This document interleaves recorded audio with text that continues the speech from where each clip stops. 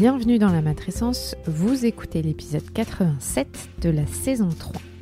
Bonjour à toutes et bonjour à tous. La matrescence, c'est la contraction des mots maternité et adolescence pour expliquer la naissance d'une mère. Et si vous voulez en savoir plus, il suffit d'écouter le premier épisode. Dans ce podcast, on parle du postpartum, du 4e trimestre, de la joie d'être parent, mais de ses difficultés aussi. Bref, on parle de la vie. La matrescence met en avant des femmes et des hommes qui racontent, expliquent et donnent une autre définition à la parentalité. Je suis Clémentine Sarlat, la créatrice de ce podcast. Je suis journaliste de formation dans le sport, à la télé, rien à voir, mais je suis aussi professeure diplômée de yoga pré- et postnatal. Et puis surtout, je suis maman de 2 petites filles. Bonjour, je m'appelle Ella Maria Val et j'ai une petite sœur qui s'appelle Jasmine. Et j'ai 3 ans. Et bienvenue dans la matrescence. Au revoir. La matrescence transforme la vie des mères, des pères, mais surtout des familles dans leur ensemble, alors parlons-en. Ici, pas de tabou, je vous propose une conversation intime, remplie d'émotions et d'informations. Je voulais vous dire, vous le savez, ce podcast a vocation à vous aider. Maintenant, il est important de se rappeler que c'est à vous de faire le tri parmi les informations entendues. Vous êtes les acteurs de votre parentalité, à vous de piocher dans ce qui vous plaît. Si vous aimez ce podcast, n'hésitez pas à vous abonner, à laisser un commentaire et le must à mettre 5 étoiles sur votre plateforme d'écoute. Et psst, vous savez quoi ? Vous pouvez maintenant faire partie de la communauté de la matrescence sur Patreon. À quoi ça sert et qu'est-ce que c'est ? C'est simple, ça sert à soutenir ce podcast. Vous pouvez l'aider financièrement à se développer en faisant un don chaque mois. En échange, vous aurez accès à des bonus et à tout un tas de contreparties en exclusivité.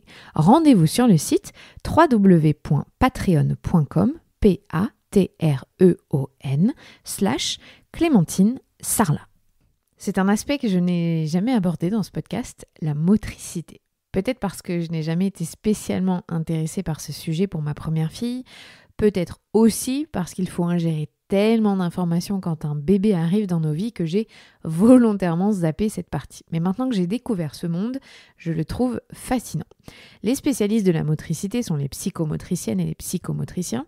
Ce sont eux qui nous aident, nous aiguillent, interviennent parfois dans les écoles et tentent de nous réconcilier avec les gestes du quotidien. Pour les enfants, cette spécialité est très précieuse.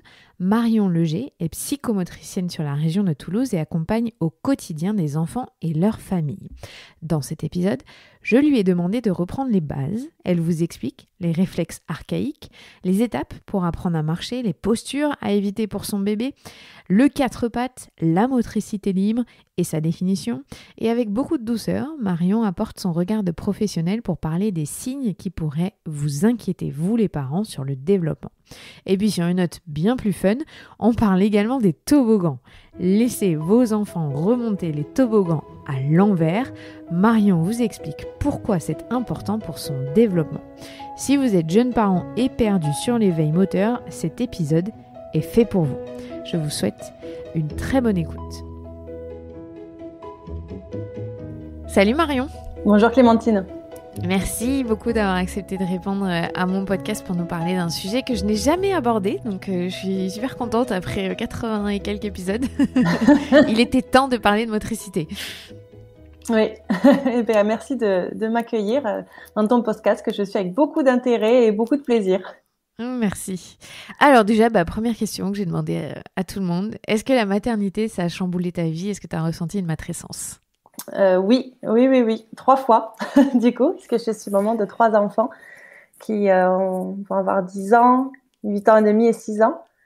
Voilà. Et oui, ça a changé ma vie, ça a changé ma vision aussi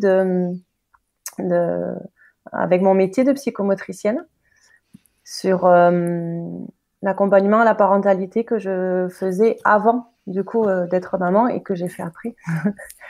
Et ça a eu un gros impact, oui, sur mon travail. Et ça a eu un gros impact sur moi aussi, puisqu'effectivement, j'avais pas mal d'idées, de choses un peu préconçues. Et puis finalement, quand on a le bébé qu'on a, avec la réalité qu'on a, et effectivement, tout ce chamboulement de se dire, en fait, je suis plus la même personne. Et oui, ces phrases de « tu as changé depuis que tu es maman », ça, je l'ai beaucoup entendu. mais dans un versant plutôt avec une connotation plutôt négative. Voilà, genre, je préférais la Marion d'avant, quoi, presque, tu vois. Et donc ça a beaucoup chamboulé. Et ouais, j'ai une matrescence surtout, je pense, compliquée pour ma deuxième, avec qui on a vécu des complications médicales de santé. Et pour mon troisième, en fait, j'ai vécu une dépression postpartum, une dépression postnatale. Il avait 5 mois, ça s'est déclenché en fait quand il avait 5 mois. Voilà, donc du coup, pour chacun de mes enfants, il y a eu des choses un peu différentes. Et ouais, ça. Mais finalement, même si ça a été tout ça très douloureux et compliqué, aujourd'hui que je sais que là où j'en suis, c'est aussi parce que j'ai traversé ça. Et finalement, j'ai aussi développé une sensibilité plus particulière à ces familles et ces mamans-là qui traversent ça aussi ou qui ont traversé ça. Et ouais, je crois que finalement, ça m'a aussi beaucoup nourri et ça m'a permis quelque chose de très fort. Ça m'a permis aussi de mieux me connaître, en fait, d'aller creuser, parce que tout le travail thérapeutique qui a été fait, notamment suite à la dépression postnatale, ben, ouais, ça a permis d'aller cicatriser des choses anciennes, reconstruire des nouvelles choses, et finalement, je me sens beaucoup plus alignée avec celle que je suis aujourd'hui et ma vie, tout ça, qu'avant. Donc, ouais, il y a eu des passages compliqués, mais finalement, j'en retire beaucoup de positifs aujourd'hui, quoi. Donc, tu préfères la Marion d'aujourd'hui. Tu Oui. t'es choisie aujourd'hui, tu vois. C'est ça. C'est ça qu'il faut retenir, c'est bien. Exactement. Qu'est-ce qu'on sait déjà à la naissance de l'enfant sur ses capacités psychomotrices? C'est-à-dire, on a tous l'image de ce bébé qui commence à marcher alors qu'il a un jour. Oui. Alors ça, effectivement, la marche automatique, ça fait partie de ce qu'on appelle les réflexes archaïques, c'est les réflexes primitifs qu'on a dans notre cerveau. Et donc, on a plusieurs réflexes comme ça qui existent et qui permettent en fait d'évaluer la bonne santé, on va dire, neurologique du cerveau de l'enfant. Donc, c'est des réflexes quand ils sont présents dès la naissance. Par exemple, cela, la marche automatique, le grasping, le fait de s'accrocher comme ça avec les doigts, enfin, le réflexe de Moro quand il y a un bruit fort ou qu'il y a une sensation de chute en arrière, il y a les bras comme ça qui s'ouvrent très fort. Ça montre que, en gros, le câblage neurologique de base, le packaging, on va dire, de base, il est bien là. Et c'est la démonstration, en fait, qu'on a d'abord la présence de ce qu'on appelle la motricité archaïque ou primitive, quoi. D'accord ? Le bébé, en fait, il ne peut pas encore être capable de diriger ses mouvements, de choisir s'il veut bouger sa main droite, sa main gauche, aller attraper tel objet, se tourner de tel côté, aller sur le ventre. Voilà, il n'a pas encore cette capacité-là. En gros, il est vraiment complètement dirigé, en fait, par une motricité involontaire, on va dire, sur les 3-4 premiers mois de vie. Voilà. Et après, au fur et à mesure que l'enfant grandit, qu'il expérimente, que son environnement relationnel et matériel aussi s'adapte à ses compétences et à son développement, eh ben, il va développer une motricité qu'on qualifie de volontaire. C'est-à-dire que là, c'est la partie supérieure, en fait, du cerveau qui va prendre le dessus. Et du coup, c'est là où il va de plus en plus avoir une intention dans sa motricité, dans ses gestes, dans ses déplacements, dans ses coordinations, dans ses explorations motrices, sensorielles. Voilà. Donc ça, avant 4 mois, il n'y a pas? Non, voilà, avant 4 mois, il n'y a pas. Et après, ça prend le cortex supérieur va prendre le relais. Et là, vraiment, il y a toutes ces nouvelles structures aussi qui se mettent en place, ces nouvelles connexions. Et l'enfant, plus il va expérimenter, il va essayer des choses, tester, et il aura aussi la possibilité de tester. Et plus il va enrichir ces connexions-là, et plus du coup, ça va lui permettre de créer de nouvelles sources de curiosité, nouvelles explorations, tout ça, quoi. Voilà. Et donc après, il y a les étapes qui se mettent en place. Alors, ça suit différentes lois de progression, hein, mais après, c'est vrai que à l'intérieur de ces étapes de développement, il y a des enfants qui ne vont pas forcément passer par toutes ces étapes-là, ou par exemple, on a des enfants qui vont d'abord se mettre debout et voir accéder à la marche libérée avant de pouvoir marcher à 4 pattes. Voilà. On va en parler. Alors, est-ce que tu peux nous expliquer, en gros, les grandes étapes du développement de l'enfant, que ce soit d'abord les réflexes archaïques, après, vas-y, raconte-nous. Alors, voilà, au départ, en fait, on est sur une motricité vraiment involontaire, motricité réflexe chez le tout petit, et il est vraiment il va avoir besoin d'être déjà dans sa position de base, sa position de référence qui est l'enroulement. D'accord ? Donc, c'est pour ça qu'un bébé, il va être beaucoup plus serein, beaucoup plus à l'aise quand il va être porté, quand il va être regroupé, d'accord, avoir vraiment ses mains près du corps, les genoux un peu relevés vers son ventre et tout ça, parce que du coup, c'est sa position de référence dans laquelle il a été pendant 9 mois dans le ventre de la maman. Et donc, c'est ce qui le rassure. Et en partant de cette position d'enroulement, donc il va être vraiment tout regroupé au départ comme ça. Et puis plus en fait sa maturation neuromotrice va avancer, c'est-à-dire qu'il va commencer ensuite à tenir sa tête tout seul, à tenir bien vraiment le haut de son dos et tout en fait au niveau de son axe corporel, c'est-à-dire au niveau de son dos, ça va se mettre en place.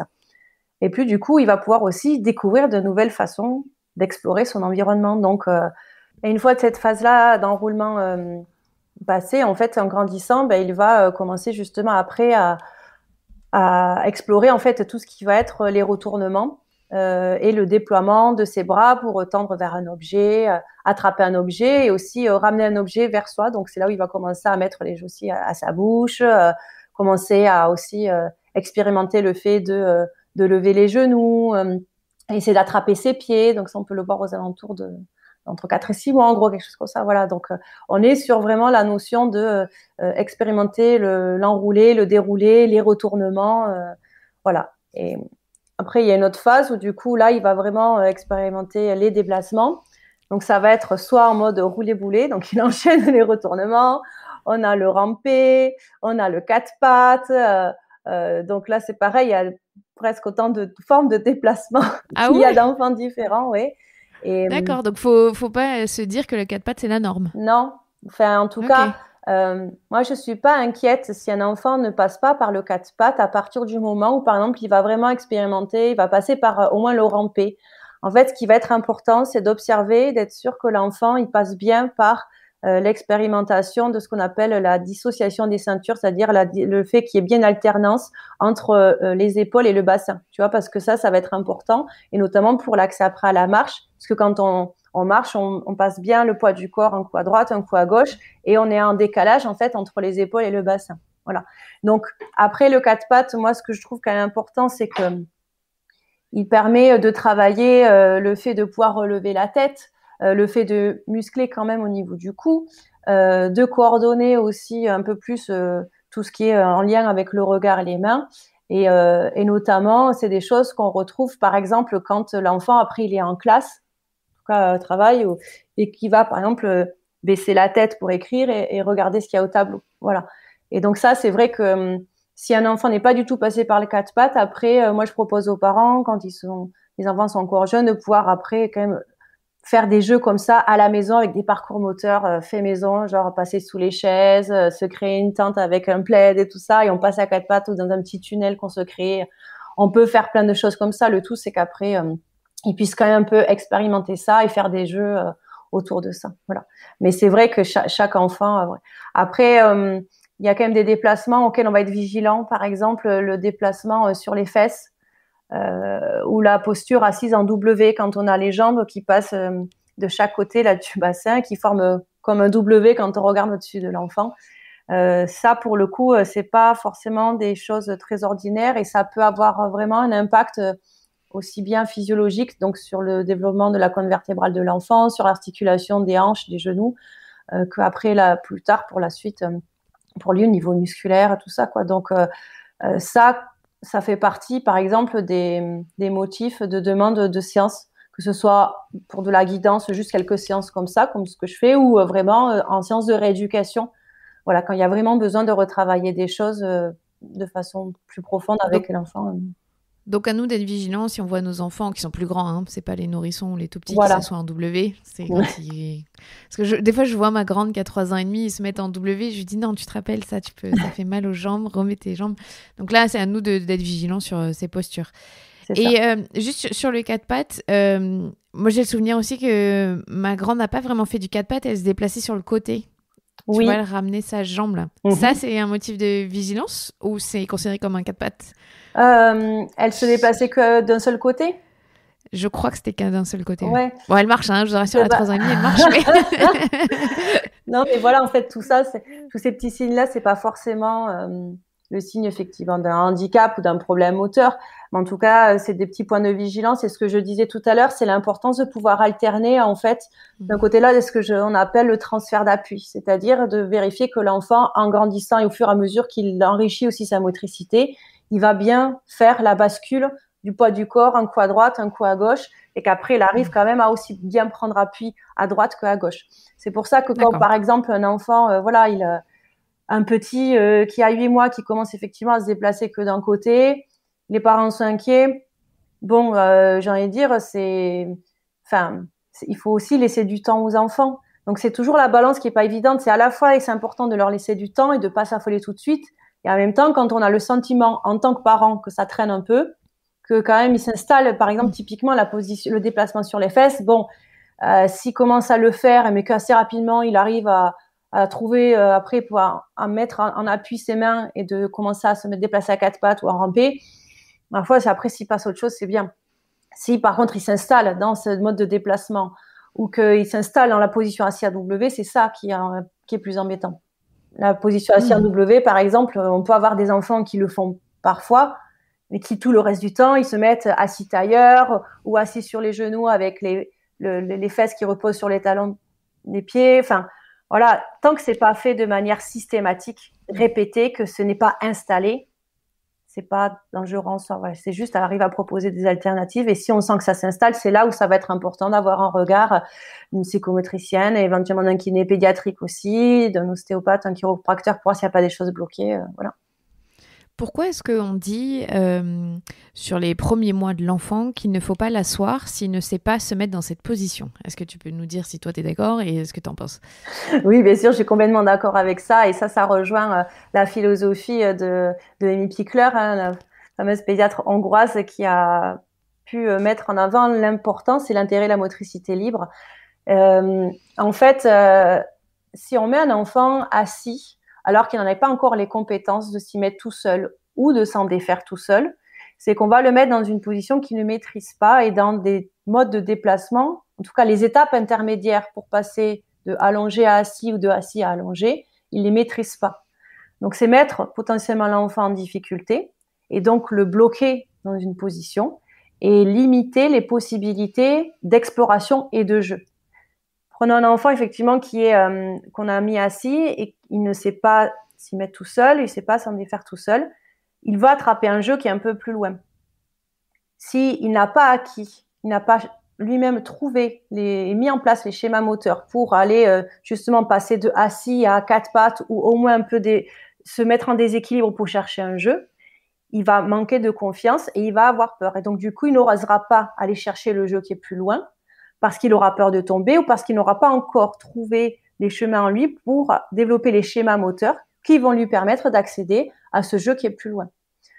Le truc aussi, c'est que ça peut potentiellement beaucoup fatiguer le corps de l'enfant. C'est-à-dire que c'est comme si je te demandais de faire tel type d'exercice alors que tu n'as pas eu d'entraînement, que tu l'as pas expérimenté avant toute seule, tu vas très vite te fatiguer, tu vois, et tu n'auras pas développé... Tu me demandes de faire le grand écart, c'est sûr que ça va me plaire.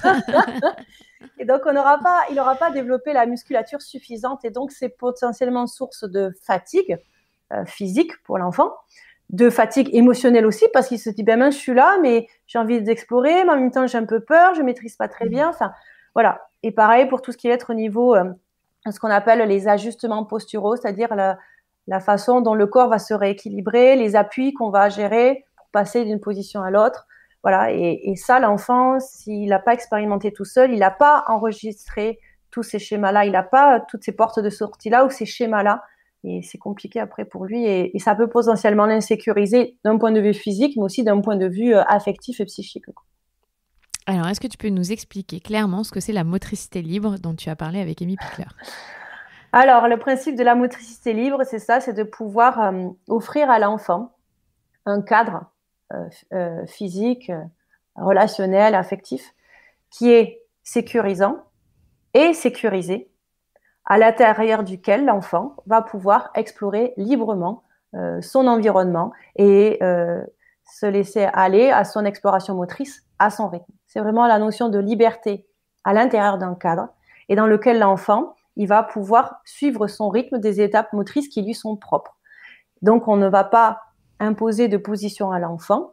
Et donc, c'est vrai que le principe de la motricité libre, c'est de ne pas mettre un enfant dans une position qu'il n'a pas acquis seul ou dont il ne sait pas se défaire tout seul. Parce qu'effectivement, il pourrait peut-être effectivement maîtriser la position assise sur les genoux et si on le met assis, il tient bien. Par contre, peut-être que potentiellement, il ne sait pas s'en défaire tout seul. Voilà. Donc là aussi, il y a une différence par rapport à ça. Après, je sais aussi que dans le métier, on n'a pas tous les mêmes avis. On a des avis assez partagés par rapport à notamment la position du plat-ventre, où je sais qu'il y a des professionnels en tout cas des psychomotriciennes, je sais qu'ils ne vont pas les mettre, les enfants, qui ne vont pas proposer cette position-là parce que justement, ça va contre le principe de cette motricité libre, c'est-à-dire que l'enfant, tant qu'il ne sait pas encore se retourner seul, se mettre seul sur le ventre, on ne va pas l'y mettre.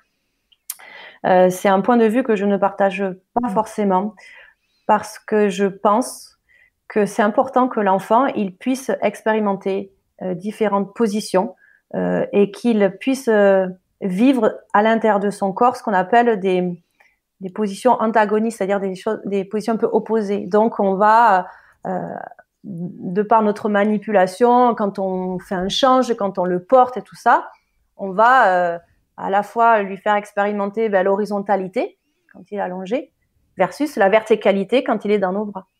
On va lui faire expérimenter la douceur et la fermeté dans la façon dont on le tient dans nos bras, quand il change de personne qui s'occupe de lui. Il va aussi expérimenter un sol un peu plus ferme, un sol un peu plus moelleux. Et je crois que c'est vraiment important qu'il puisse aussi, pour la construction de ce qu'on appelle le schéma corporel, c'est-à-dire la représentation de son corps, de ses parties du corps, où est-ce que son corps se situe dans l'espace, et qu'il puisse du coup aussi éprouver, ressentir dans son corps la notion du dos et du ventre, et de ressentir dans son corps qu'est-ce que c'est être en appui sur le ventre. Donc ça veut pas dire effectivement que pendant 15 minutes top chrono, parce que j'en ai eu de ça, des parents qui venaient me voir en disant le médecin nous a prescrit, vraiment, prescrit 15 minutes par jour sur le ventre. Et quand je demandais aux parents, mais du coup, comment ça se passe à la maison, ils disaient, en fait, on le met sur le ventre et on regarde l'heure et en gros, pendant 15 minutes, il est sur le ventre, quoi. Voilà, et en fait, il faut garder aussi son bon sens, c'est-à-dire, oui, le mettre sur le ventre, c'est important, mais il faut que ça ait du sens, il faut que ça ait du sens pour l'enfant, il faut que le parent ait plaisir aussi à proposer ça à l'enfant. Donc, on va peut-être, par exemple, proposer un passage sur le ventre, expérimenter le ventre lors d'un change, lors d'un massage, lors d'un temps de jeu où, par exemple, nous, on va être semi-allongés et on va mettre notre enfant ventre à ventre sur nous pour qu'il redresse un peu la tête, qu'il nous regarde. Enfin, ça peut passer par des jeux comme ça et ça ne veut pas dire que voilà, on va le mettre longtemps sur le ventre, mais petit à petit, au fur et à mesure qu'il grandit aussi ça, on va augmenter ces petits temps-là et puis après jusqu'à ce que lui-même il s'y mette. Mais dès tout petit, dès les premiers jours de vie, moi je trouve que c'est important de pouvoir oser, par exemple lors du change, quand on rhabille avec un petit pyjama et tout ça, le bébé, de pouvoir le mettre en le faisant basculer tout doucement et de manière physiologique sur le ventre, l'amener comme ça pour qu'il expérimente ça aussi. Puis dès que on a remis les boutons, hop, on le rebascule tranquillement sur le dos et puis voilà. En tout cas, c'est ma posture professionnelle par rapport à ça. Puis de toute façon, si on fait du pot à pot, si on fait faire une sieste où on est à côté, où on peut le laisser dormir sur le ventre aussi, ça participe à ça ou... Oui, bien sûr. Non, il faut qu'il soit actif. Alors, par rapport aux siestes sur le ventre, c'est vrai que les recommandations, c'est que... C'est pour ça que je dis si on reste à côté. Et ouais, voilà, c'est ça. Mais après, effectivement, de toute façon, tout ça, ça participe aussi. Et tout comme, par exemple, quand on va porter un enfant dans un système de portage, une écharpe ou un autre moyen de portage, on va aussi l'avoir sur le ventre. Alors certes, il est vertical, mais il expérimente quand même le contact de son ventre contre quelque chose, contre un appui, un support. Et voilà. C'est ça, il n'a pas besoin d'être actif pour expérimenter cette position. C'est ça, bien sûr. Voilà, disons qu'en tout cas... les informations seront aussi plus facilement intégrées quand il va être acteur en fait, et vraiment conscient de ce qui se passe avec son corps. Mais bien entendu aussi que quand il est plutôt en veille, on va dire, il se repose et il va aussi son corps, tous ces petits récepteurs, ces capteurs corporels, ils vont enregistrer ces informations-là. D'accord. Donc on a parlé de la motricité libre, on a dit que l'enfant il passait pas forcément par le quatre pattes, mais alors qu'est-ce qu'il faut pour qu'il apprenne à marcher? Qu'est-ce qu'il faut? Eh bien en fonction des enfants, ça dépend. Et ça va être déjà la marche, c'est un processus finalement plus complexe que ce qu'on pense. Et il y a à la fois des aspects moteurs à respecter, neuromoteurs, et il y a aussi des aspects émotionnels affectifs. Voilà. Et ça va être important déjà que l'enfant, pour qu'il puisse accéder à la marche libérée, il ait en lui toutes les compétences neuromotrices nécessaires, à savoir bien basculer le poids du corps à gauche, à droite, alterner, lever le pied, avancer le pied, se rééquilibrer, utiliser les bras comme balancier pour se rééquilibrer, tout ça. Ça veut aussi dire avoir suffisamment confiance pour avancer sur un espace réduit, puisque finalement, l'appui sur lequel l'enfant va être quand il marche, c'est juste la surface de ses pieds, de ses tout petits pieds de bébé. Et c'est vraiment différent que quand, par exemple, il était en appui 4 pattes avec l'appui des mains et des genoux, ou alors quand il se retournait sur le dos ou le ventre, il avait un appui, une surface d'appui au sol qui était beaucoup plus grande, quoi. Et là, il va se retrouver effectivement déjà, il y a son centre de gravité qui va être beaucoup plus haut par rapport au sol, donc il va falloir gérer ça. Et ensuite, la surface d'appui va être plus étroite. Donc, moi, c'est vrai que je propose souvent aux parents de pouvoir laisser les enfants expérimenter déjà ce déplacement du poids du corps, de la gestion du centre de gravité en termes d'équilibre, en utilisant, pourquoi pas, un support. Alors, on peut avoir des choses très conventionnelles, on va dire, du style les pousse-pousse, les petits chariots de marche qu'on pousse, à des choses beaucoup moins conventionnelles. Genre, ma fille aînée a appris à gérer son équilibre comme ça, avec l'étendoir à linge et un petit tabouret en plastique. Voilà. Donc, voilà, il y a des enfants qui peuvent au départ trimballer des petits chariots, de trucs à pousser, ou des choses qu'ils vont trouver en fait dans leur environnement. Et c'est pour ça que c'est important aussi que la maison, donc leur espace de vie, soit équipé de matériel qui soit adapté dans le sens où ce n'est pas dangereux en fait pour l'enfant. Et donc après, eux, ils vont s'en servir, ils vont explorer ça d'une manière des fois complètement inattendue. Et une fois qu'ils ont fait ça, l'autre aspect aussi, c'est de sentir que ils sont prêts affectivement à ça. C'est-à-dire que mine de rien, la marche, ça va être à la fois une possibilité de retrouver, de se rapprocher de ses parents ou des personnes qu'on aime et qu'on a envie de retrouver. Mais c'est aussi une façon de pouvoir s'éloigner et d'aller explorer en mode petit explorateur. Voilà. Et ça, c'est important de l'avoir en tête parce qu'il y a des enfants peut-être qui ne se sentiront pas encore suffisamment sécures. En tout cas, ils auront besoin d'un certain temps pour se sécuriser par rapport à ça et sentir qu'ils sont prêts à s'éloigner physiquement de ça et qu'ils ont suffisamment de sécurité affective à l'intérieur d'eux pour s'éloigner physiquement et donc oser aller explorer plus loin. Voilà. Et ça passe notamment par aussi la confiance que l'entourage porte à l'enfant et le fait que l'entourage puisse être OK aussi avec ça. Parce que parfois, inconsciemment, on se dit « Oh là là, mais il va se mettre à marcher, mais j'ai peur qu'il fasse ceci, ou j'ai peur qu'il aille là, et s'il se fait mal, et s'il tend, et machin. » Et même si on ne le verbalise pas comme ça, inconsciemment, dans notre gestuelle, dans notre façon d'être avec l'enfant, c'est des choses qu'il peut ressentir.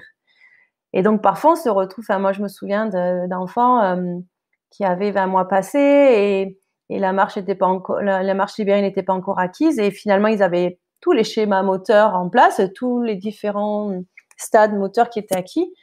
Et il y avait plutôt quelque chose de l'ordre plus relationnel et sécurité affective qui était en jeu. Donc, et ça s'accompagne aussi, quoi. Voilà, c'est drôle parce que ça montre bien que ton métier psychomotricienne, tout est relié, tout est dit. Exactement. Dans le titre. C'est que sans notre cerveau et ce qu'on ressent et nos émotions, le reste, ça suit pas. C'est ça. Et c'est vrai qu'on a tendance parfois à réduire effectivement, alors que ce soit le métier de psychomotricien ou même le développement psychomoteur, à beaucoup réduire, entre guillemets, à l'aspect moteur des choses. Donc, typiquement, voilà, les parents... ils sont en général très préoccupés par les retournements, la marche, l'acquisition motrice pure. Et on se dit, à partir du moment où l'enfant marche, tout va bien. Alors qu'en fait, il y a plein d'autres choses. La façon aussi dont l'enfant va justement se déplacer, ça va aussi avoir un impact sur la façon dont il construit ses repères spatiaux. Ça va avoir un impact aussi sur ses coordinations œil-main. Ça va avoir un impact sur après comment il va se représenter, par exemple les formes géométriques, en fonction des jeux qu'il aura utilisés, les textures, sa sensorialité. Enfin, ça touche à différents domaines, quoi. Et ça, c'est important de le prendre en compte. Et donc, effectivement, quand on est parent et qu'on se pose la question de je comprends pas, mon enfant, j'ai l'impression il a envie, mais il n'ose pas tout ça, ça peut être aussi un motif de demande de rendez-vous avec une psychomotricienne ou un psychomotricien pour se faire accompagner, quoi. Et à partir de quel âge on doit s'inquiéter si l'enfant n'a pas acquis la marche? Est-ce que c'est un âge ou c'est plutôt une façon de se déplacer? Alors, je sais que quand je travaillais en CAMS, là, en structure médico-sociale, les neuropédiatres, eux, ils disaient que ils commençaient vraiment à chercher un petit peu pourquoi un enfant ne marche pas et à pousser un peu les investigations à partir de 2 ans. Voilà. Ok. Donc 24 mois. Voilà, 24 mois, si un enfant ne marche toujours pas, ils vont se poser des questions. Après, d'un point de vue fourchette développementale, on peut observer que la marche s'acquiert entre 9 et 18 ou 20 mois. C'est une grosse fourchette, hein. Voilà. Et comment on explique qu'il y en ait qui vont marcher à 9 mois, 10 mois, qui est hyper tôt en vrai, genre quand on pense à ce que c'est le développement d'un bébé, et d'autres 20 mois. Comment c'est parce que leurs connexions neuronales se font plus vite pour eux? C'est quoi l'explication? C'est que on est tous différents dans nos câblages, en fait. Pourquoi est-ce qu'il y en a qui vont plus être attirés par la musique et d'autres non? Pourquoi est-ce qu'il y en a qui vont plutôt développer le langage précocement et d'autres moins? Pourquoi est-ce qu'il y en a qui vont être plutôt littéraires et d'autres plutôt matheux? Enfin, après, c'est des câblages neuronaux qui nous sont propres, quoi. Donc, ça, c'est très propre à chacun, en fait. Et après, il faut savoir aussi, voilà, le cerveau, il fonctionne à l'économie d'énergie, hein. Donc, si effectivement, à un moment donné, il met le paquet il met toute son énergie sur la motricité, ben, peut-être que potentiellement, il va mettre un peu moins d'énergie. En tout cas, il pourra moins contribuer à tout ce qui est élaboration peut-être du langage ou de l'attention ou de la motricité fine. Enfin, voilà. Et s'il est plus sur du moteur global et inversement, peut-être un enfant qui va être plus dans l'observation, le langage et tout ça, il sera peut-être un peu moins dans la motricité globale. Mais après, les choses, grosso modo, elles finissent par s'équilibrer. À un moment donné, il y a une compétence qui a été bien développée, qui va se mettre un petit peu plus en pause, entre guillemets, ou au ralenti, et c'est une autre chose qui va être. Donc, ça, c'est vraiment propre à chacun. Je pense que ce qui fait beaucoup de tort aussi, tout ça, c'est que on a un peu trop ancré dans l'inconscient collectif en gros, un enfant, il doit savoir marcher à sa première bougie, quoi. Voilà. À 1 an, là, souvent, les parents, quand ils ont un enfant qui marche pas à 1 an, ils sont l'entourage pose très vite la question de alors ça y est, il marche, alors à quand la marche et tout. Sauf que en fait, faut un peu foutre la pause enfant, quoi. Et aux parents. Chacun son rythme. C'est ça, chacun son rythme, en fait, et ça fait partie des lois développementales du développement psychomoteur, en fait. C'est la notion de variabilité. C'est-à-dire que même au sein d'une fratrie, même au sein, par exemple, d'une fratrie de jumeaux, de triplés, se dit ils ont quand même une grosse partie du patrimoine génétique commun, mais finalement, ils vont être très différents chacun, quoi. Donc ça, je crois que c'est vraiment important à avoir en tête et que chaque enfant a son propre rythme. Après, voilà, quand tu poses la question de à partir de quand on doit s'inquiéter, il y a quand même des signes. Nous, on a dans nos grilles développementales quand même des fourchettes où on se dit si l'enfant n'a pas acquis cette compétence-là dans cette fourchette-là, là effectivement c'est une petite lumière rouge qui s'allume en mode alarme. Donc par exemple un enfant qui a 5 mois et qui ne tient toujours pas sa tête tout seul, ça par exemple c'est un signe qui a potentiellement quelque chose de l'ordre neurologique qui va pas, quoi. Voilà.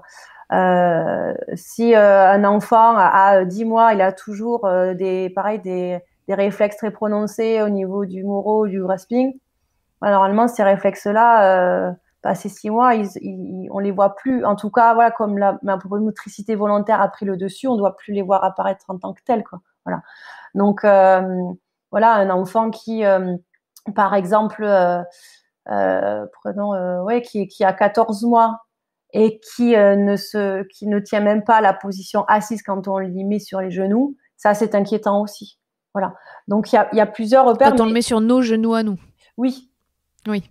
Voilà, quand on est sur nos genoux, normalement, on va dire entre 5 et 8 mois, 7 mois. Ouais, il peut être quand même en capacité d'avoir un tonus suffisant pour au moins tenir son dos quand il est posé sur nos jambes, quoi. Voilà.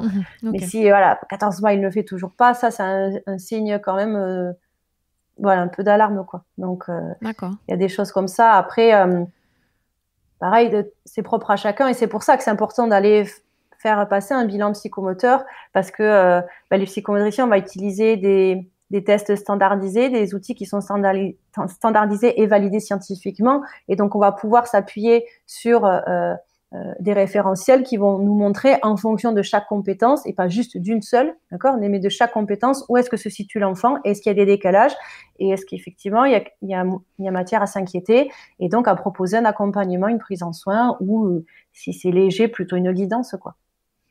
Et alors, dans l'apprentissage de la marche, j'ai souvent entendu dire ou lu qu'il faut surtout pas leur tenir les mains vers le haut. Pourquoi et qu'est-ce qu'on peut faire à la place? Alors, du coup, c'est des petits chariots, j'imagine? Oui, alors, l'idée, ça rejoint ce que j'expliquais un peu tout à l'heure par rapport aux appuis et à l'équilibre. C'est-à-dire que si on tient beaucoup les mains de l'enfant vers le haut, c'est-à-dire qu'il va intégrer dans son schéma moteur de marche que les appuis, qui garde les mains en fait en haut et finalement, il va plutôt se concentrer sur la tension la tension musculaire créée par le fait de tenir les mains en haut plutôt que de se concentrer et porter l'attention sur l'ancrage des appuis au sol avec les pieds. Voilà. Et ça peut potentiellement interférer avec justement la notion d'équilibrage, d'accord, que normalement il pourrait mettre en place s'il avait plutôt les mains près de son corps, tout ça. Donc après, mais c'est dur, hein? Oui, c'est dur.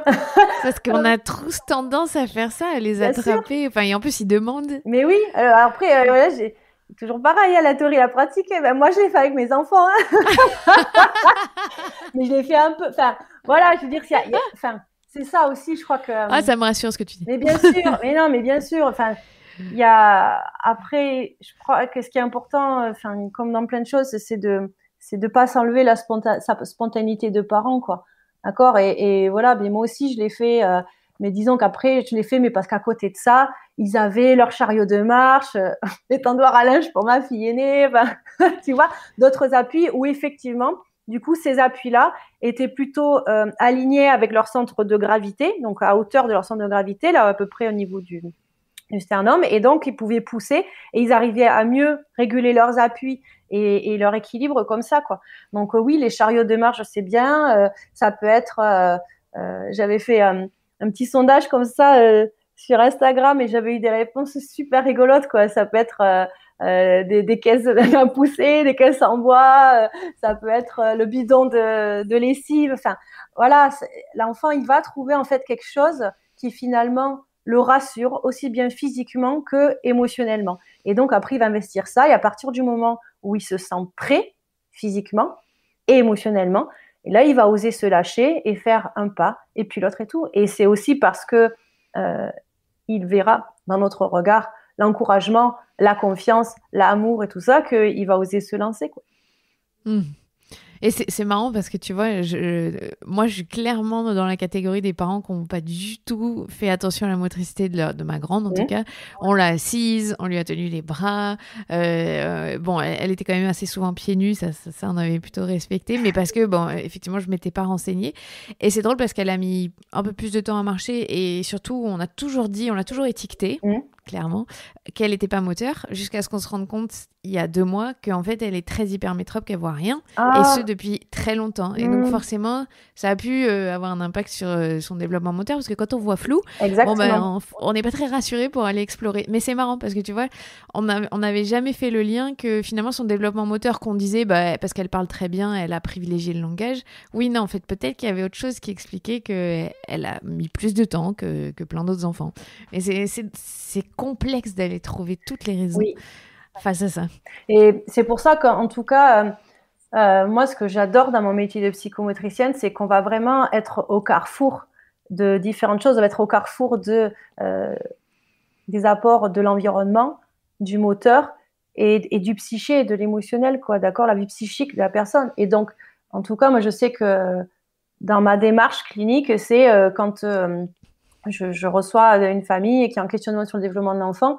Effectivement, les premières choses que je demande, c'est est-ce qu'il y a eu un bilan visuel? Et est-ce qu'il y a eu un bilan auditif? Parce que pareil, un enfant qui, par exemple, on va le décrire comme étant dans sa bulle, voire présentant un peu des traits type autistiques, etc. En fait, si on se rend compte que c'est un enfant qui a une surdité, qui entend très mal, ben forcément, enfin, ça va pas avoir le même impact que s'il entendait correctement, quoi. Donc, je crois que voilà, moi j'aime vraiment beaucoup ça dans mon métier et dans mon travail, c'est que on va aller piocher différentes informations qui gravitent autour de l'enfant, et pour avoir une vision la plus globale possible.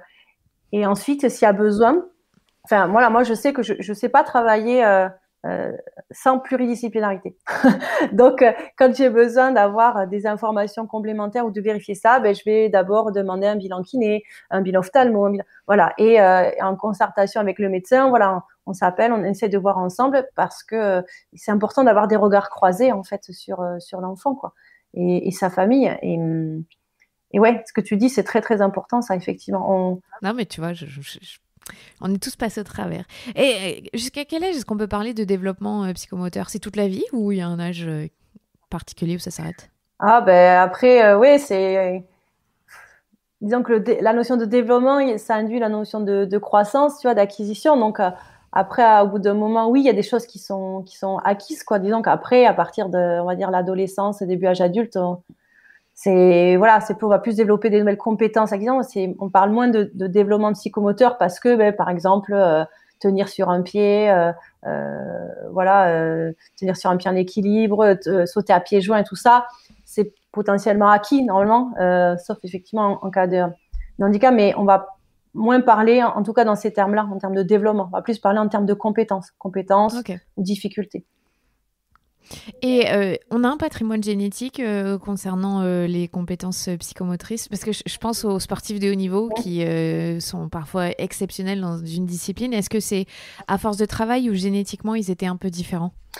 Ah oui, on se rend compte quand même qu'il y a une part de génétique. En fait, c'est ce qu'on appelle aussi, en fait l'épigénétique.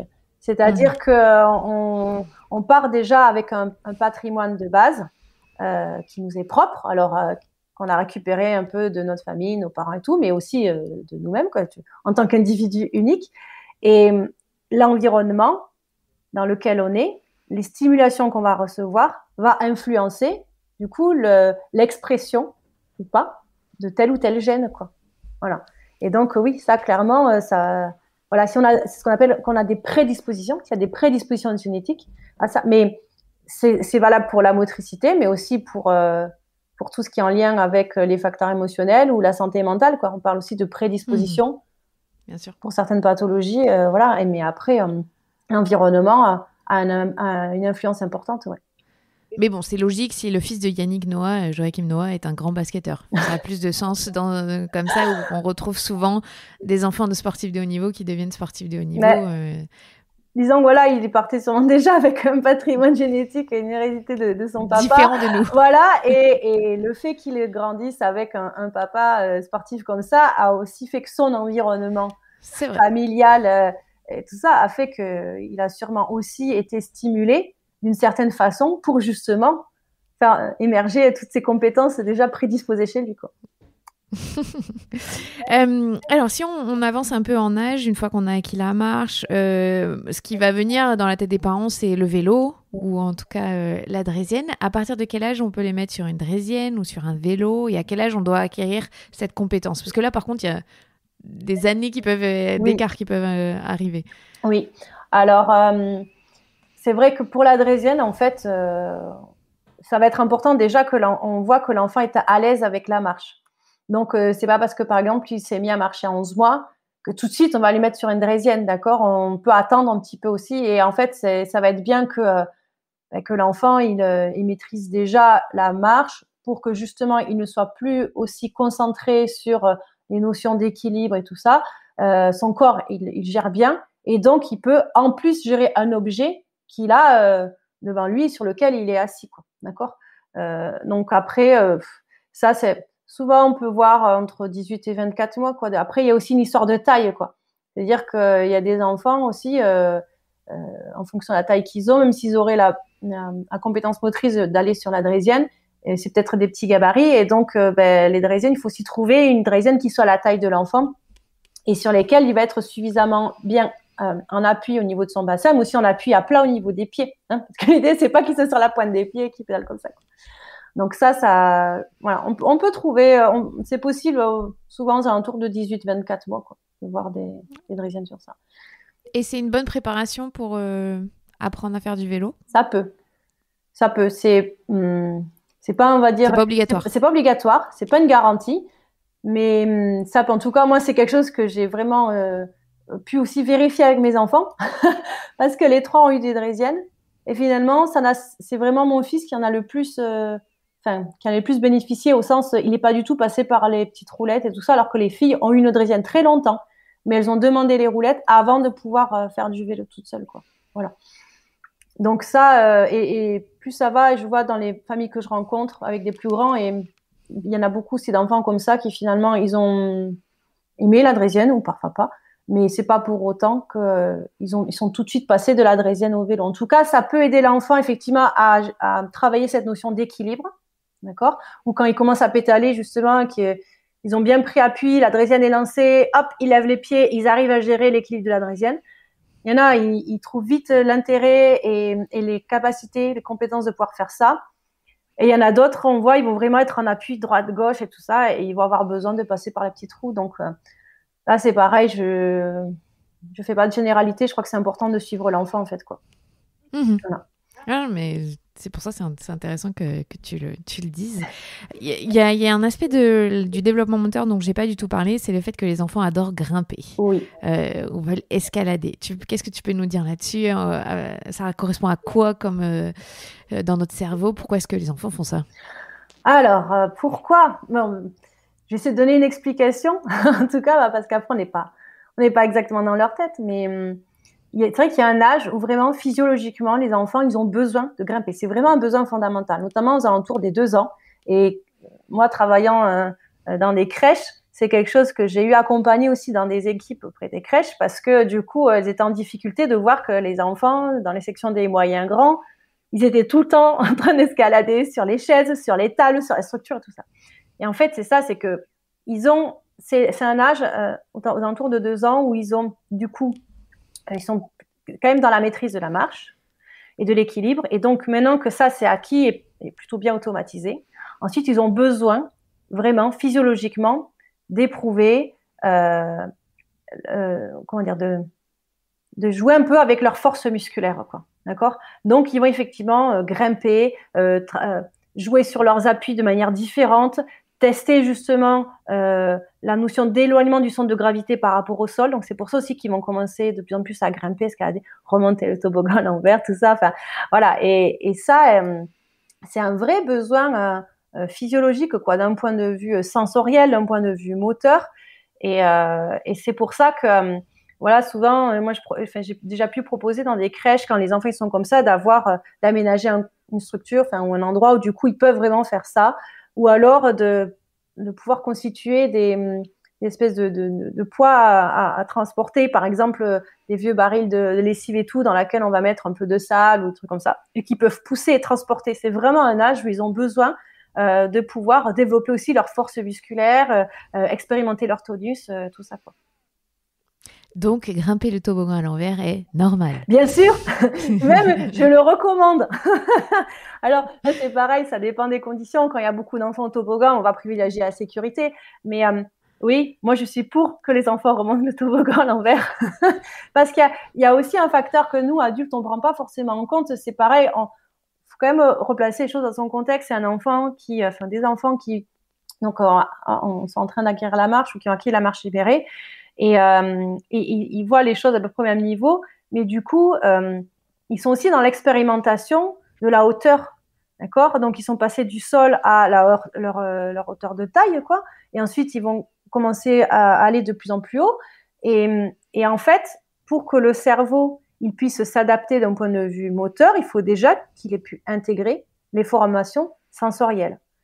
Du coup, il y a des enfants pour qui c'est plus facile à gérer cette information sensorielle-là quand ils montent à l'envers parce que c'est progressif.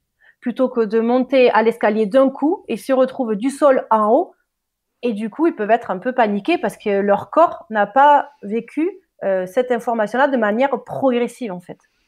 Voilà, graduelle. C'est intéressant. Mm. En fait, moi, je pense que c'est aussi que les jeux d'enfants sont pas adaptés. Il devrait y avoir un toboggan qu'on peut remonter à l'envers Oui, et un toboggan pour descendre. Comme ça créerait moins la frustration des parents qui ont peur, qui veulent pas, et oui, des enfants. C'est ça, il manque cet aspect de monter graduellement sur un jeu. oui. Et je trouve aussi que dans beaucoup de structures de jeux qu'on voit dans les parcs ou quoi, on manque d'entrées et sorties différentes. C'est-à-dire que souvent, on passe par un endroit et on ressort par un autre. Et, euh, et je crois que les enfants, ça permettrait un meilleur flux de passage aussi des enfants, une meilleure gestion aussi de ceux qui ont besoin de temps de faire les choses, d'intégrer sensoriellement les informations et tout, et d'être prêts à faire les choses, et d'autres pour qui ça va plus vite, ils gèrent mieux le flux d'informations sensorielles, et donc ils sont prêts à se lancer, à descendre, à grimper, à sauter depuis une hauteur, tout ça. Donc ça, je crois que c'est vraiment important voilà, parce qu'ils sont tous différents, et donc du coup de réfléchir à ça de manière plus fluide et plus réelle, quoi. Donc en fait, les gens qui créent des aires de jeu ne consultent pas de psychomotricien, c'est ça? Peut-être, je sais Final. pas. Ça serait bien que... Ah, ça me fait penser qu'il y a un parc d'attractions en Floride qui est adapté aux enfants qui ont des problèmes moteurs. Ah oui, super. Et du coup, tous les jeux du parc d'attractions sont adaptés aux chaises roulantes, aux enfants aussi Trop qui bien. sont autistes ou qui ont des troubles. Et c'est génial, ce parc d'attractions. Parce que là, pour une fois, ça a été pensé vraiment dans l'ensemble des problématiques des enfants. Ah, mais c'est génial. C'est à retenir. Si jamais il y a des gens qui sont dans les mairies ou je sais pas qui écoutent ce C'est podcast ça. et qui mettent les aires de jeu en place, pensez-y. Ouais. Pensez-y. Complètement. Est-ce que tu peux nous parler des bienfaits du portage et pas seulement chez les nourrissons. Je sais qu'on peut porter jusqu'à 6 ans, si le dos nous en dit. Et pourquoi ça ne bloque pas le développement moteur et qu'est-ce qui est bénéfique?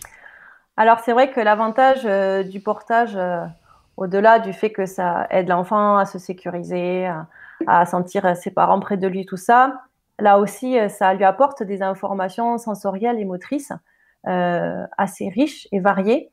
Et donc, de prendre son enfant contre soi, avec soi, que ce soit en le portant devant, sur le côté ou sur le dos, ça va permettre aussi à l'enfant d'intégrer de nouvelles informations sensorimotrices et donc d'enrichir son répertoire aussi de schéma moteur, d'adaptation motrice.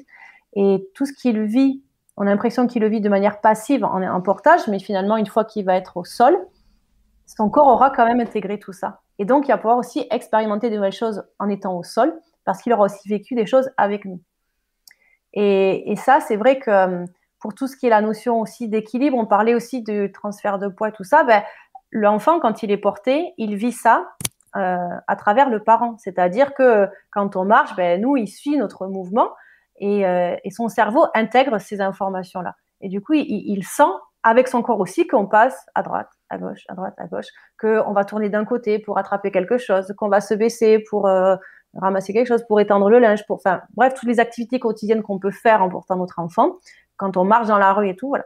Et moi, vraiment, ce que j'aime beaucoup et ce que j'ai repéré aussi, c'est que souvent, les enfants qui étaient portés, notamment qui étaient portés dans le dos, c'est-à-dire aussi à hauteur, ce qu'on appelle hauteur d'homme, enfin hauteur d'adulte, quoi, et qui voient aussi dans le même sens de marche que nous, mais voilà, s'ils sont fatigués, ils peuvent se reposer sur notre dos.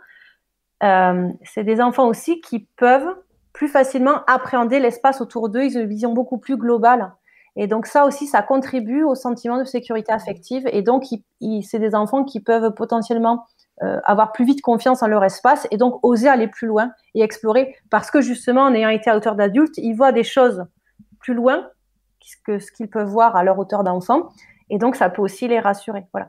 Et ça, c'est vrai que c'est intéressant et pareil, ça contribue à l'enrichissement des connaissances et des apports sur le repérage spatial, la droite, la gauche, le haut, le bas, ça c'est très haut, ça c'est très bas, c'est loin, c'est proche. Toutes ces notions-là, en fait, ça fait partie de notions psychomotrices, clairement. Et ça, le portage le permet. Et si en plus, voilà, le parent peut verbaliser avec lui, par exemple, un enfant qui est porté sur le dos et qui tend la main pour attraper quelque chose, il dit là c'est trop loin, on peut pas l'attraper. Voilà. Et le fait de verbaliser ça, l'enfant, il commence à associer le mot loin avec où son corps se situe par rapport à l'objet. Voilà. En fait, c'est une tour de contrôle pour lui, là. C'est ça. Qui est sécurisé. C'est C'est ça. marrant. J'ai 2 dernières questions. C'est quoi l'apprentissage le plus difficile pour un bébé, nourrisson, enfant? Est-ce qu'il y en a un parmi tous qui est vraiment qui demande le plus de ressources? Le plus de ressources, je crois que je saurais pas dire ce qui demande le plus de ressources, parce que là aussi, je crois que chacun est différent. Et ouais, je pense que ce qui est très coûteux au départ pour l'enfant et aussi émotionnellement, c'est quand il est dans sa phase où il peut pas faire les choses tout seul, hein, donc dans ce premier trimestre ou les 4 premiers trimestres après la naissance, où il est vraiment voilà, c'est son corps qui est en motricité involontaire, quoi. Et ça, parfois, ça peut être très coûteux aussi pour lui parce qu'en fait, et surtout quand il approche des 3-4 mois, on sent qu'il y a vraiment cette espèce de bataille, quoi, entre, il y a encore une forte présence de sa motricité réflexe et en même temps, il a envie de faire des choses tout seul. Et parfois, c'est très, très coûteux aussi pour eux, ça. Voilà. Ça et toutes les premières acquisitions, en fait, beaucoup les premières acquisitions, la tenue de tête, ça leur coûte beaucoup. Le fait de pouvoir se mettre assis, en tout cas tenir la position assise, au début c'est coûteux. Le fait de se mettre debout, c'est coûteux. Enfin, voilà, chaque nouvelle acquisition en fait va être coûteuse aussi pour lui. Donc, je crois que ça aussi, avoir en tête que chaque nouvelle étape demande de l'énergie, demande du temps, demande une disponibilité affective aussi pour l'enfant. Et donc, ça peut se répercuter avec un enfant qui peut être potentiellement plus grognon, plus irritable. Les nuits sont plus compliquées aussi parce que son cerveau met tout ça en place et il organise dans sa tête les nouvelles informations et expérimentations du jour. Donc, voilà, c'est... Ah oui, ça, je tiens à dire, tu vois, ma fille vient d'acquérir le plat dos, plat ventre. Alors, elle fait que ça, elle s'amuse à tourner dans tous les sens, là, comme tu dis, elle roule. Ouais. Et puis, elle a oublié que dormir, c'était intéressant. Elle a juste envie de tourner. C'est ça. Ouais, mais c'est ça. Et quand il y a une nouvelle acquisition, le cerveau, la nuit, il travaille aussi beaucoup, quoi. Donc, oui, pour les parents, c'est moins cool, du coup. Ça paraît logique. Mais ça paraît logique qu'en 3 ans, ils acquièrent tellement de choses comparé à nous depuis 30 ans que forcément, ça perturbe. Bon, ma dernière question, ça concerne tous les... Bon, il y a des aides ou des gadgets ou en tout cas les objets de puériculture qu'on peut trouver en magasin. Comment est-ce qu'on fait le tri? Qu'est-ce qui est vraiment néfaste pour le développement de l'enfant et qu'est-ce qui vraiment aide? Je pense que tous les objets qui vont entraver justement la motricité de l'enfant, c'est-à-dire qui vont imposer quelque chose à l'enfant, alors qu'il n'en est pas encore prêt, il n'en a pas encore les compétences, ça peut interférer avec son développement. Donc, par exemple, je pense déjà pour les tout petits, les fameux cale-tête, enfin coussin anti-tête plate. Ça, pour moi, c'est que du marketing parce qu'en fait, ça empêche la mobilité de la tête de l'enfant. Donc, il reste tout le temps très aligné, très dans l'axe, quoi. Il peut pas bouger à droite, à gauche. Et donc, potentiellement, ça peut justement induire une déformation crânienne, quoi. Voilà. Donc, ça, le fait que ça empêche la mobilité de la tête de l'enfant, ça, pour moi, c'est pas du tout indispensable, quoi. On le laisse tranquille et il bougera la tête, lui, de son côté, de chaque côté, comme il veut. Pareil, tous les petits gadgets de matériel ou pour faire tenir l'enfant assis. Bon, ça, on en a déjà parlé tout à l'heure. Typiquement, pareil, hein, ça, à part fatiguer le dos de l'enfant et tout ça, je vois pas intérêt. L'intérêt qu'il peut y avoir, c'est, moi, je m'en ai servi quand je travaille avec les enfants avec les retards de développement, mais plus dans un versant rééducatif et c'est en accord et en collaboration avec la kiné pédiatrique. Donc, voilà. Ça, dans ces cas-là, ça peut être utile, mais ça se réfléchit avec la famille, avec les professionnels, voilà. Et tout ce qui va être après genre les Yupala, les trucs comme ça, c'est pas. Quand j'anime les ateliers, souvent que les parents me disent oui, mais du coup, la famille ou les grands-parents voulaient nous offrir un trotteur là, un Yupala, on n'arrive pas à leur expliquer qu'il n'y a pas besoin de tout ça. Souvent, moi, l'argument que je donne, c'est si nous, êtres humains, Homo sapiens sapiens, on avait eu besoin d'un Yupala pour se mettre debout, ça ferait déjà très très longtemps que ce serait un truc. L'être humain n'a pas eu besoin de ça pour apprendre à marcher. Donc ça veut dire que c'est inclus dans notre patrimoine, dans notre programme en fait neuromoteur de base, et donc on n'a pas besoin de ça. juste le Youpala, le seul truc, c'est pour pallier à l'impatience des parents, je pense, de voir l'enfant debout et marcher. C'est plutôt ça. Voilà. Après, tout ce qui est transat, pareil, ça, si c'est utilisé avec parcimonie, c'est-à-dire le temps de la digestion d'un enfant, le temps de le poser parce qu'on ne peut pas l'avoir avec nous, ou, genre en cuisine, on ne peut pas mettre le tapis d'éveil à côté, mais l'enfant veut voir aussi ce qu'on fait, on le met un peu sur le transat, pas loin de nous, et il nous regarde. Voilà, ça dure quelques minutes, il n'y est pas des heures entières dans la journée. Donc, ça ne va pas entraver en tant que tel sa motricité, tu vois. C'est ça aussi la différence. Oui, donc on ne laisse pas faire une sieste dans un transat. En tout cas, moi, je n'y suis pas très favorable, à part si c'est par exemple un bébé qui a vraiment un gros reflux, qui a besoin d'être verticalisé, voilà. Mais ça, pareil, j'invite vraiment les parents à pouvoir en discuter avec les professionnels qui accompagnent leur enfant pour réfléchir aux solutions les plus optimales pour à la fois éviter que l'enfant souffre et en même temps que ça ne bloque pas, ça ne gêne pas son développement psychomoteur, quoi. Et juste quand on commence la diversification, ou en tout cas quand on les fait manger assis, le principal c'est qu'ils aient les pieds qui touchent quelque chose. Oui. Ou C'est quoi le plus important? Quand les enfants sont assis, en fait, ce qui va être important, c'est qu'il y a un bon ancrage, en fait, des appuis au niveau des pieds sur un support, que ce soit au sol ou sur une tablette, d'accord? Donc quand ils sont petits, et en fait, on va s'assurer que l'angle que fait du coup leur genou plié, une fois que les pieds sont appuyés, il faut que ça fasse à peu près un angle de 90 degrés, on dit, en repère. Donc ça, c'est vrai qu'idéalement, c'est bien que l'enfant il puisse avoir les appuis comme ça sur une tablette et un petit truc là sous la chaise, ou un marchepied, ou des bouquins, je sais pas, en fonction de ce qu'on a sous la main, et l'enfant il prenne appui. Et ouais, ça c'est important. Et qu'il ait les genoux, une fois les pieds appuyés, qu'il a à peu près les genoux à hauteur des hanches, quoi, des bassins. Merci beaucoup Marion. C'était vaste. Je suis pas sûre qu'on était complet à fond sur tout, mais déjà ça fait une bonne vue d'horizon de tout ce qu'on peut rencontrer quand on devient parent sur ce thème-là, parce que il y en a des choses à savoir sur le développement de l'enfant. Merci d'avoir été hyper complète, et peut-être un autre épisode, parce qu'on a encore d'autres choses à dire. Avec plaisir. Merci beaucoup Clémentine. Salut Marion. Au revoir. C'était Marion Leger, psychomotricienne. Je suis Clémentine Sarlat, votre hôte. Si vous avez aimé cet épisode, n'hésitez pas à le partager autour de vous, sur les réseaux sociaux également, @lamatrescence. Vous pouvez maintenant aider ce podcast à se développer en vous rendant sur le site Patreon, www.patreon.com/Clémentine Sarlat. Vous pouvez aider ce podcast en achetant des contreparties. Tout est expliqué sur le site. Et puis, s'il vous manque des épisodes à écouter, n'hésitez pas à aller faire un tour sur le site web clémentinesarlat.com pour trouver de nouveaux épisodes. Je vous souhaite une très bonne fin de journée, une très bonne écoute. Prenez soin de vous. À la semaine prochaine.